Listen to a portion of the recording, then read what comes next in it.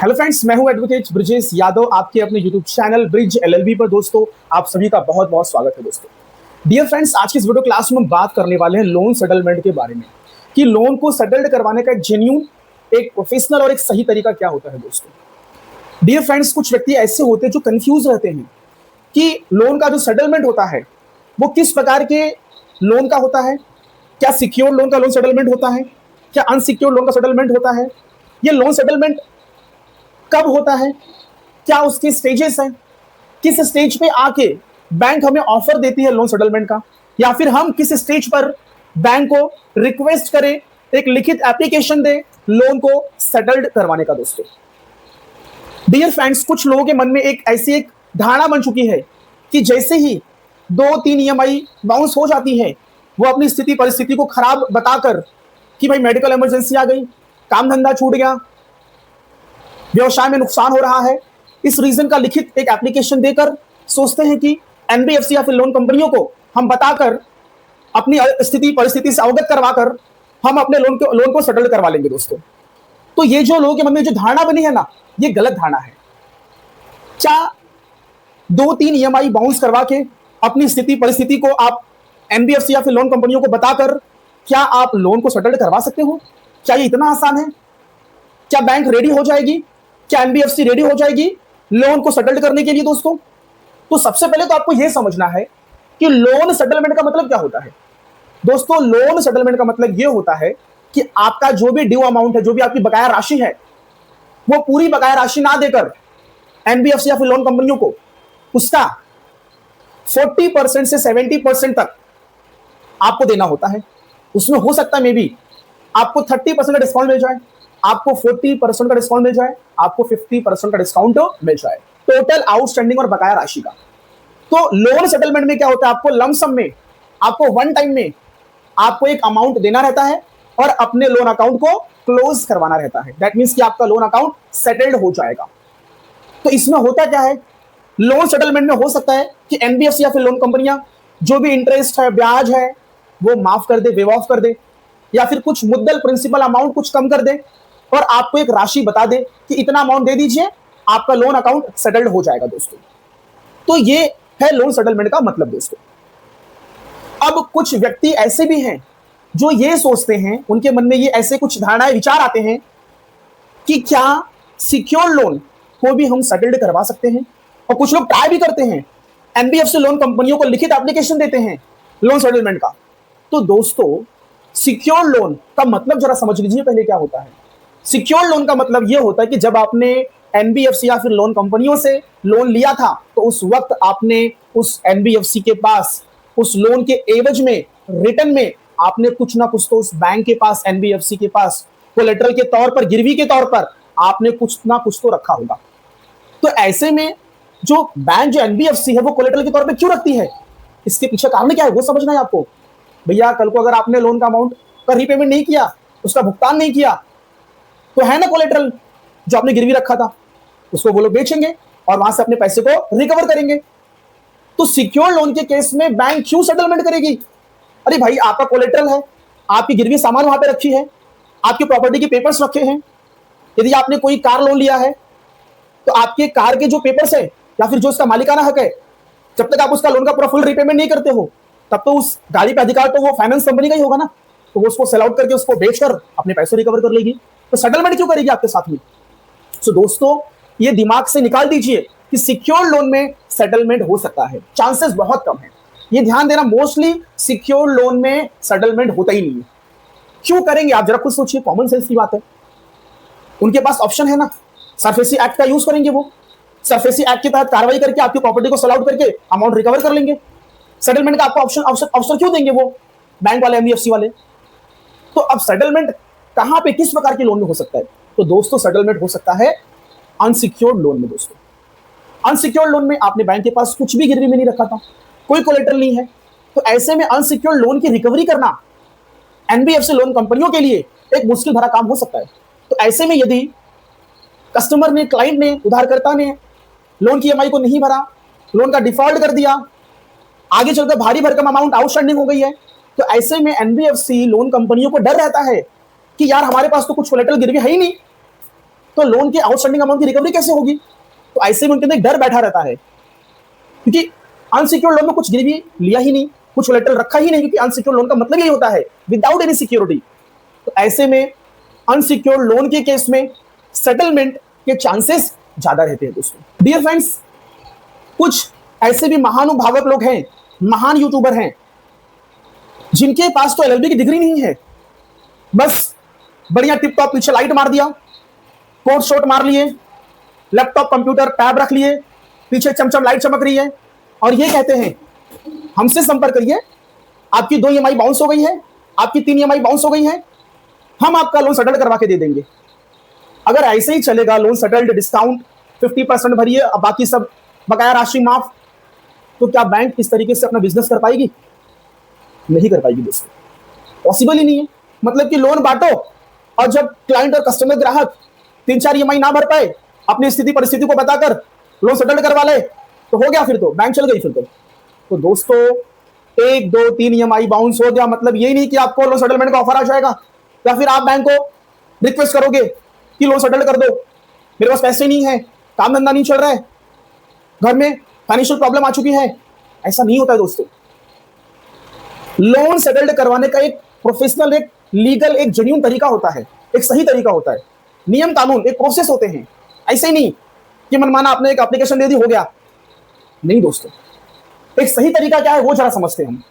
Dear friends, जब आप कोई अनसिक्योर्ड लोन लेते हैं और आगे चलकर यदि किसी कारणवश, किसी प्रॉब्लम की वजह से, हो सकता है मेडिकल प्रॉब्लम्स, काम धंधा छूट गया हो, व्यापार में नुकसान हो गया हो, ऐसे कुछ रीजन की वजह से आगे चलकर यदि आपने लगातार 3 ईएमआई को बाउंस करवा दिया, आपने 3 किस्तों को नहीं भरा, 90 दिन हो गए, 92 दिन हो गए, उसके बाद भी यही चीज कंटिन्यू रही, तो आगे चलकर जो एनबीएफसी लोन कंपनियां हैं वो आपके अनसिक्योर्ड लोन अकाउंट को एनपीए में कैटेगराइज कर देती है, नॉन परफॉर्मिंग एसेट्स में उसको डिक्लेयर कर देती है दोस्तों।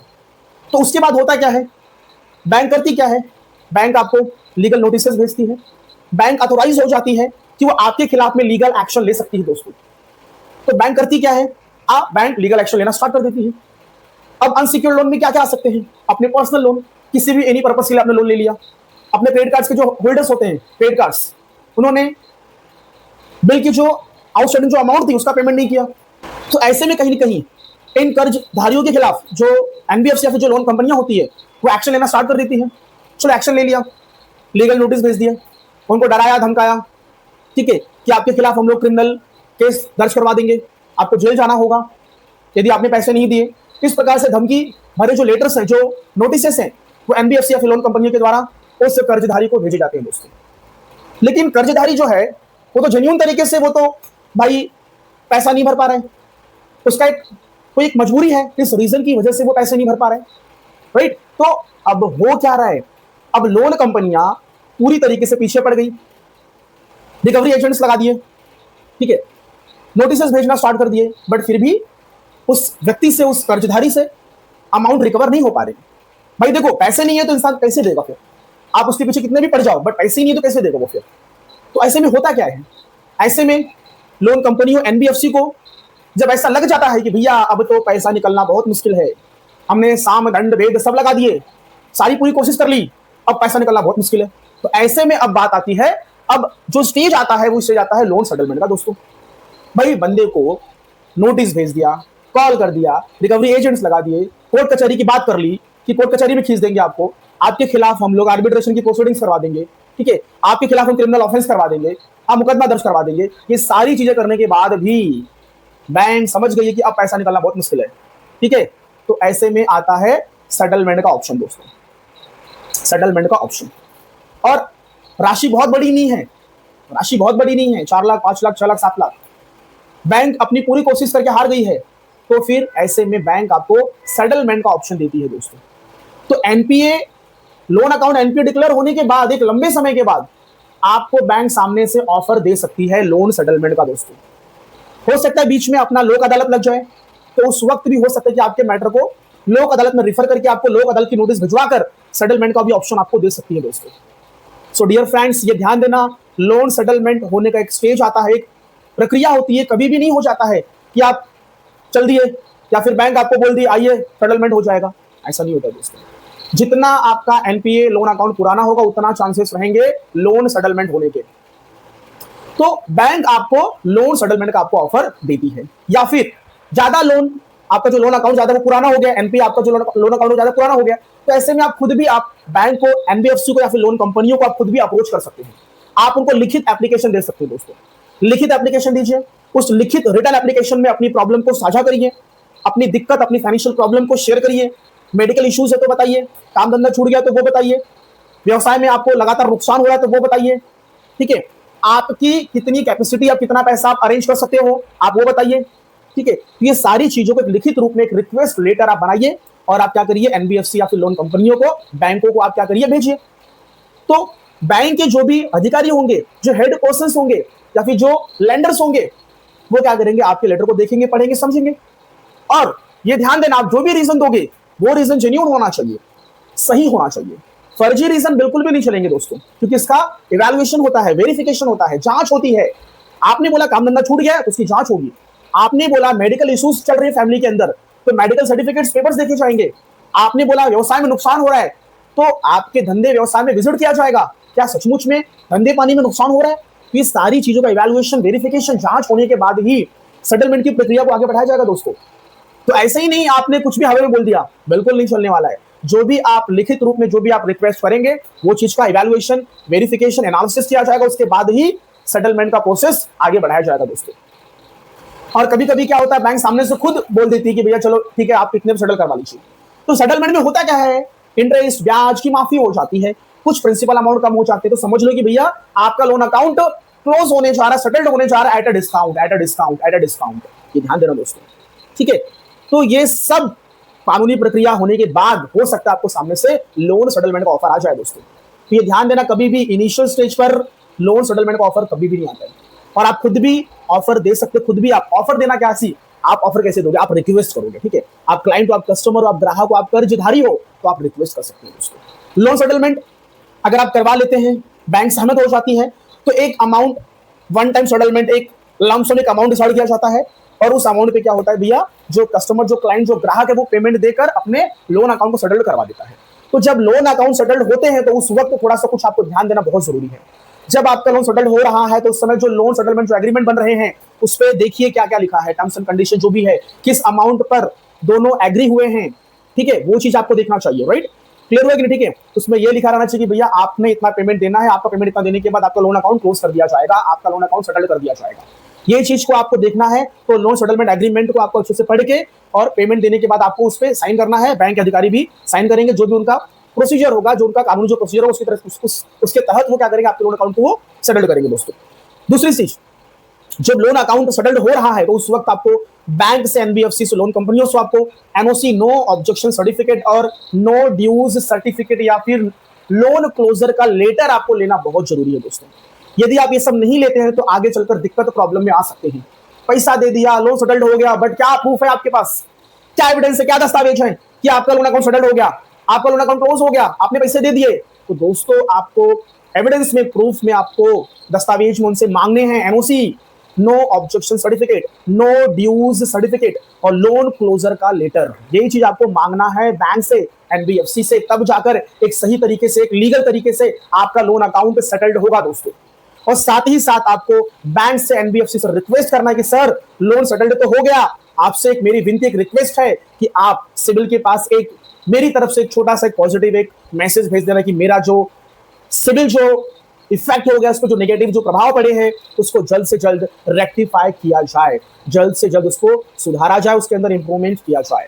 और ये ध्यान देना, जैसे ही आपका लोन सेटल्ड होगा, इसकी मैसेज, इसका जो भी है इंफॉर्मेशन, जानकारी, ये सिविल को भेज दी जाती है। और कहीं ना कहीं लोन सेटल्ड होने से आपके सिविल पे काफी बड़ा इफेक्ट पड़ता है दोस्तों, काफी बुरा प्रभाव पड़ता है। इस बात को आप नोट कर लीजिए दोस्तों। और ऐसा नहीं है कि बुरा प्रभाव पड़ गया तो ये लंबे समय तक इफेक्ट में रहेगा, नहीं, आगे चलकर कुछ समय के बाद, 2 साल, 3 साल, 4 साल के बाद वो धीरे धीरे सुधर भी जाएगा। उसके लिए आपको आगे के आपके जो व्यवहार होंगे वो सही तरीके से करने होंगे। जो भी छोटे मोटे आप कंज्यूमर लोन्स लेंगे, जो भी लोन्स लेंगे, उसका टाइमली बेसिस पे यदि आप पेमेंट करेंगे तो आपका जो भी सिविल स्कोर है वो धीरे धीरे आपका परफेक्ट और लेवल पे, ट्रैक पे आ जाएगा और आप धीरे धीरे आप लोन लेने के लायक आप बन जाओगे और आप एलिजिबल हो जाएंगे दोस्तों। देखो फ्रेंड्स, यदि आपको एनबीएफसी या फिर लोन कंपनियों के द्वारा यदि आपको लोन सेटलमेंट का यदि आपको ऑफर आता है, यदि या फिर आपने खुद उनको रिक्वेस्ट किया, एप्लीकेशन लिखा और आपको वो एप्लीकेशन एक्सेप्ट हो जाती है, तो जो भी एग्रीड अमाउंट जो डिसाइड होती है लोन सेटलमेंट की, वो अमाउंट देकर अपने अकाउंट को सेटलमेंट करवा लीजिए दोस्तों।